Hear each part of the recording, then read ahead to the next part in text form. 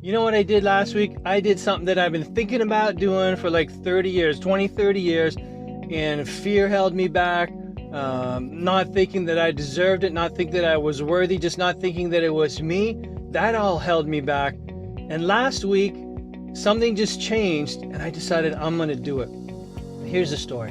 So my daughter, she went out and got her first car, a used car. She'd saved up for it. And all of a sudden, it got me thinking, what about if I could get a used Jeep? And I've always wanted a Jeep for so long. I don't know, it just seems cool, right? But it's not practical. It's not like me, And I was in marketing, I was in sales, I didn't drive a Jeep, And so I went out and I started on Kijiji and I started looking at Jeeps, and I found actually that you could buy a used Jeep. It would be old and a lot of kilometers on it, but you could actually get one that maybe I could afford. And so it started making it realistic for me. And so I went out and test drove this one out in Kitchener, and it was really raised. It was built to climb over trails and rocks, and it was cool, but I felt like I was in a boat when I felt like if I turned a corner, I was going to flip over. So I said, okay, maybe that's not the one for me. And then I drove out way past Toronto, and I drove one, and it wasn't as old, but this thing was like dirty, so dirty inside. Like whoever owned it, I don't think they gave a crap. I didn't get a good feel about that. So I was searching all, far away from Hamilton, and finally I found one really close to where I lived, and I loved it. And we got it safetied. Had my father-in-law, who was a mechanic, check it out, and I couldn't believe it. I said to the guy, yeah, I'm gonna buy the Jeep. And I bought the Jeep. Okay, it's used. It's like 2005. It's 15 years old. It's got a lot of kilometers on it. I don't know how long it's gonna last. I'm gonna take really good care of it. And I've never really cared much for cars, but I love this baby. And when I'm out driving in it, it just feels amazing. I don't know.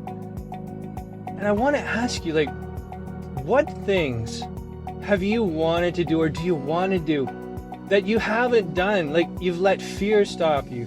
You've let lack of self-worth stop you. When I drive this now, I can't explain the difference. It just feels really good. And it's kind of raised, I don't know, my own self-image, my own self-thoughts. Yeah, I can do this. I could be like a Jeep guy. It's so cool. And I was driving around this morning, the first snowfall, and I was like, oh yeah, I'm high off the ground. It was something I always wanted that I held myself back from.